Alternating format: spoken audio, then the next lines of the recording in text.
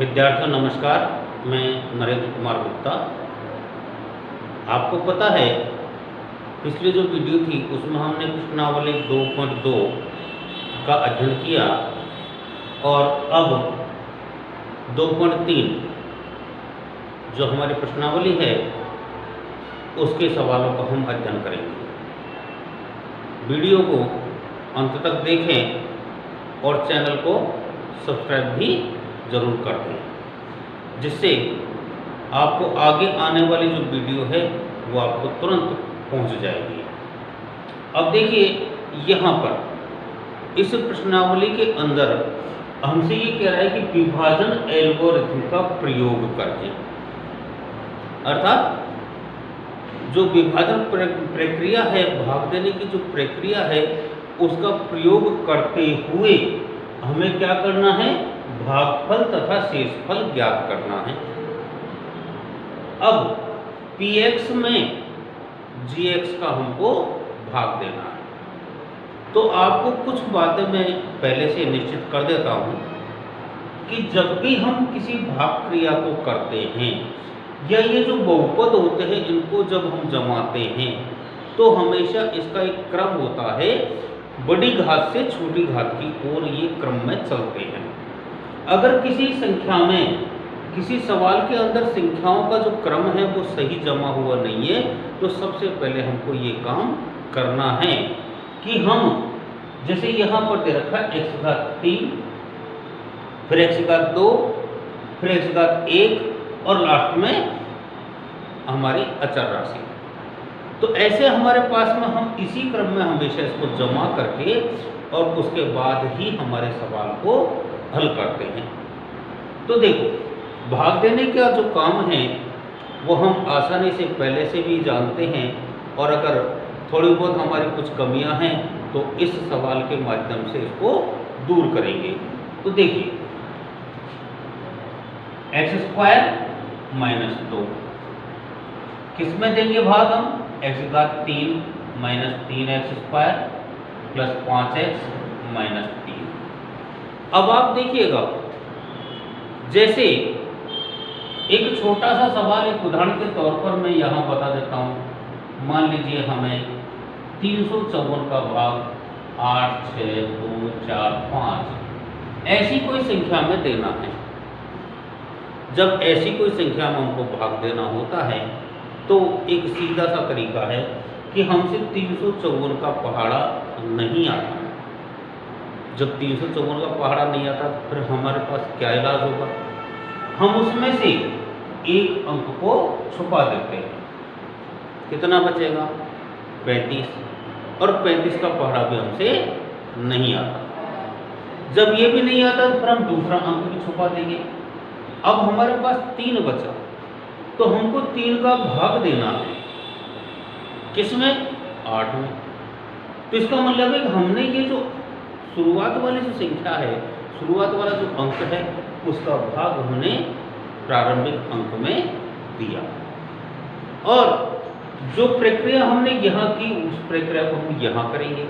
x घात 2 का भाग हम x घात 3 में देंगे तो हमारे पास कितनी बार जाएगा, x बार। अब आप इस बात को ध्यान रखें कि x को हम इस पूरी संख्या से गुणा करेंगे तो हमारे पास कितना आ जाएगा, x को जब हम 2x से गुणा करेंगे तो x घात 3 और माइनस यहाँ कितना आ जाएगा, देखिएगा ये है, इधर देखिएगा यहाँ x² - 2। इसको जब हम x से गुणा करेंगे तो हमारे पास x घात 3 - 2x ये आ जाएगा। तो x घात 3 हमने यहाँ रख दी। अब ये जो 2x है ये इसके नीचे आएगा। फिर हमें क्या करना है, घटाना है, और घटाते समय हमेशा नीचे वाली संख्या के निशान बदले जाते हैं। तो ये प्लस वाला माइनस का हो गया और माइनस वाला प्लस का, इनको कोष्टक में दर्शाते हैं। अब हमें क्या करना है, जो बचा हुआ है उसको नीचे लिखना है। माइनस का 3x², इसमें हमारे पास प्लस हो गया क्योंकि ये दोनों प्लस के हो गए, 7x - 3। अब ये प्लस का है और ये माइनस का है तो यहाँ क्या आ जाएगा माइनस एक्स स्क्वायर का भाग 3x² में देंगे तो कितनी बार जाएगा 3 बार। अब देखो जब हम इससे गुणा करेंगे तो हमारे पास आ जाएगा माइनस का 3x², और जब इससे गुणा करेंगे तो माइनस माइनस प्लस के 3 दूनी 6। क्या करना है घटाना। तो आप देख रहे हैं ये खत्म हो गया, क्या बच गया 7x - 9। तो हमारे पास भागफल कितना आ गया देखिएगा x - 3, और शेषफल कितना आ गया हमारे पास में, शेषफल है हमारे पास 7x - 9। और ये दो ही चीजें हमसे पूछ रहा है, भागफल और शेषफल। इस प्रकार से हमने इस पहले नंबर वाले सवाल का पहला नंबर का क्वेश्चन हल किया। अब हम इसी का दूसरा नंबर का जो भाग है उसको हल करते हैं। इसमें हमारे पास में px का मान दे रखा है x⁴ - 3x² + 4x + 5, और gx का मान दे रखा है x² + 1 - x। तो मैंने आपको ये बात बताई थी, सबसे पहले हमें क्या करना है, जो क्रम है उसको ध्यान में रखना है। तो ये जो पहला वाला भाग है px, ये हमारे पास सही तरीके से जमा हुआ है, तो यहाँ इसको हमने लिख दिया। और जो दूसरा gx है इसका क्रम बदला हुआ है, तो हम इस gx का जो क्रम है उसको सही कर लेते हैं। लेकिन इस बात का ध्यान रखेंगे कि जो निशान है उसमें किसी प्रकार का कोई परिवर्तन नहीं होगा। तो अब देखो, अब हमने इसको लिख लिया। क्या करना है, x² का भाग x⁴ में देंगे तो कितने बार जाएगा x²। अब हमें x⁴ - x + 1 को किससे गुणा करना है, x² से। देखिए कितना हो जाएगा, x⁴ - x⁴ + x²। ये हमारे पास गुणनफल आ गया। हमें क्या करना है, इसको तरीके से जमाना है। तो यहाँ x⁴ हमारे पास कितनी हो गई 4, ये x⁴ हमारे पास नहीं है, इसलिए हमने इसको क्या किया अलग से लिख लिया, प्लस x², क्योंकि घात के नीचे घात हम लेते हैं। अब हमें क्या करना है, घटाना है। तो ये माइनस हो गया, ये माइनस हो गया, और ये प्लस हो गया। जो बात आपको मैंने बताई थी कि बड़े से छोटे क्रम में हम घातों का लेते हैं, तो यहाँ पर घात 4 आ गई।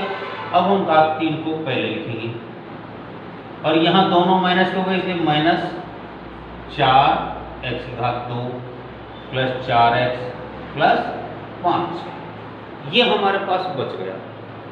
अब हमें क्या करना है, x⁴ है, यहाँ x⁴ है, तो ये प्लस का कितनी बार जाएगा x बार।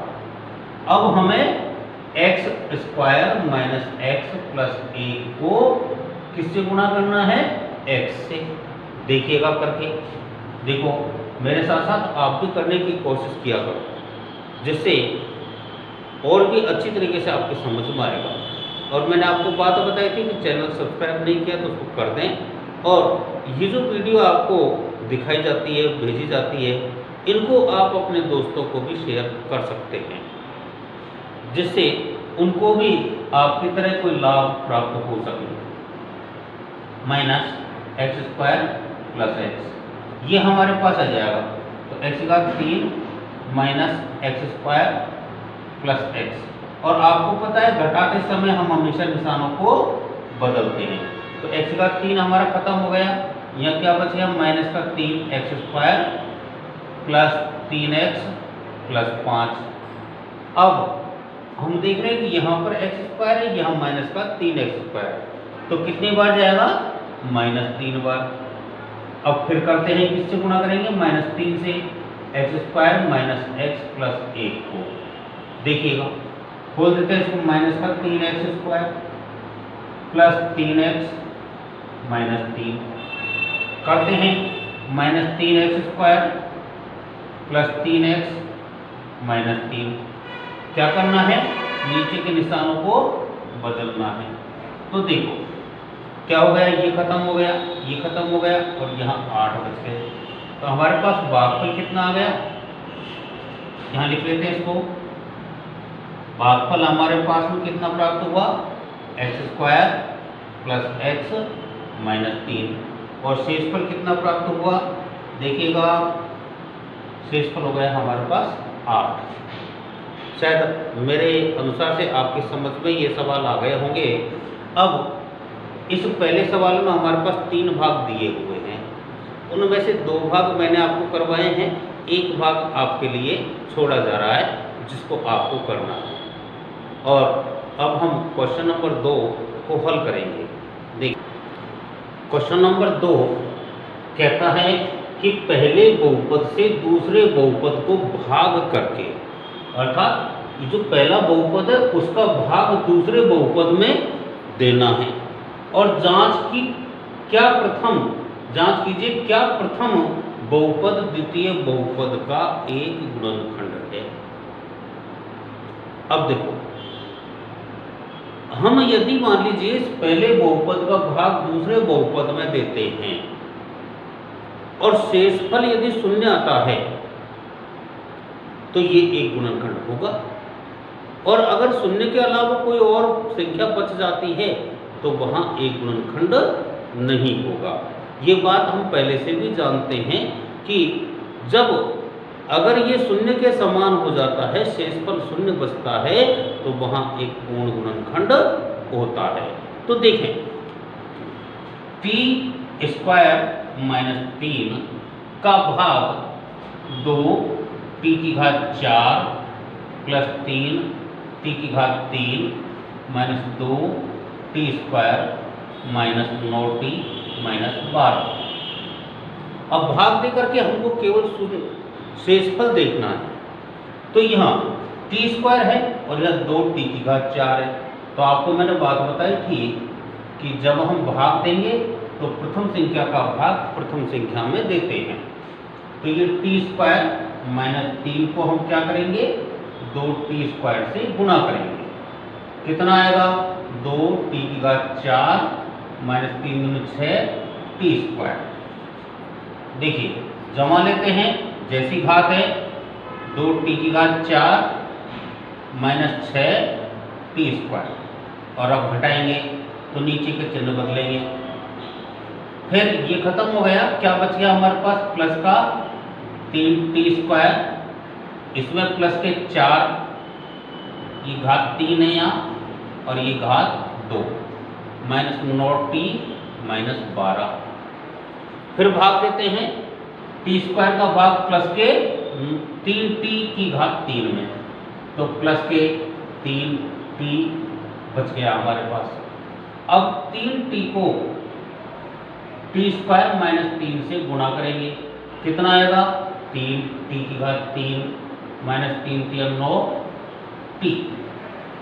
तो देखो 3t⁴ - 9t, ये माइनस का और ये प्लस का, कितना हो गया, ये खत्म हो गया, ये इससे खत्म हो गया, क्या बच गया, 4t² - 12।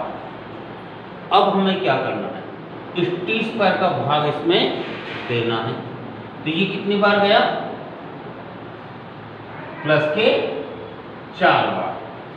जब हम 4 से गुणा करेंगे तो क्या आ जाएगा, 4t² - 4 × 12, ये माइनस का और ये प्लस का, क्या है, कुछ नहीं बचा।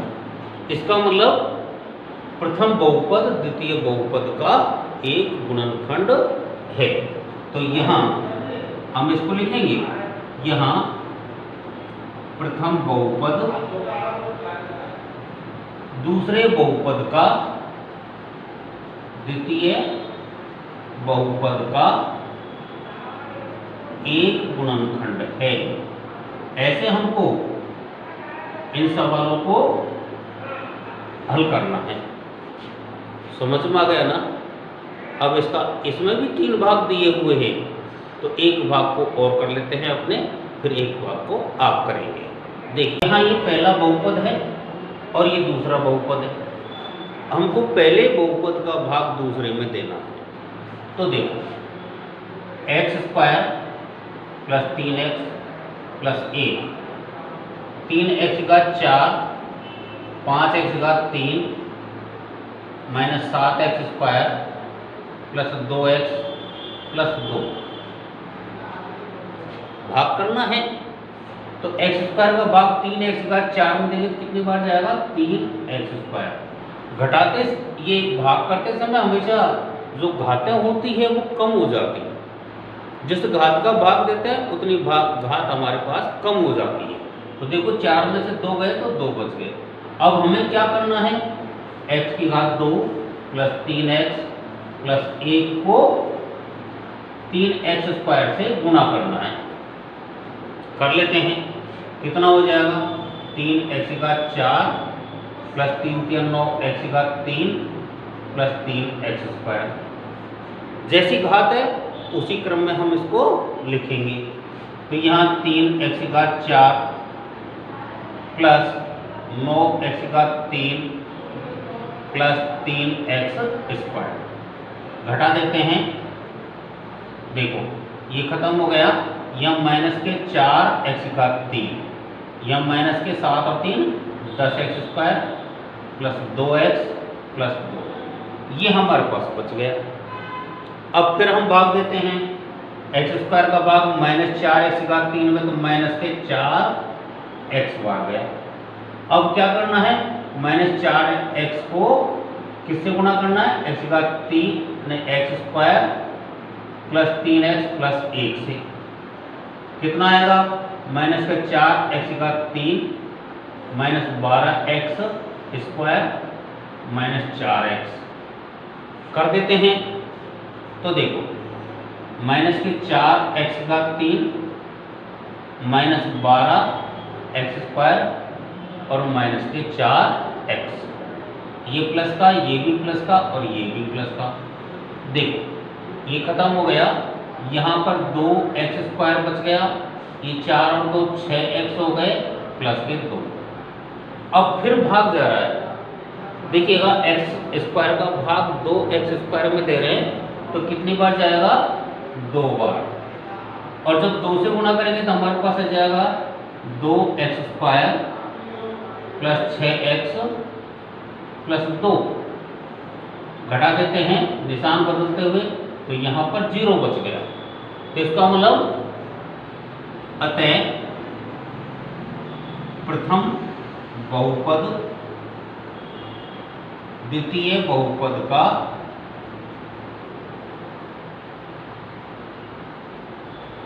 एक गुणनखंड है। ऐसे हम इन सवालों को हल करेंगे।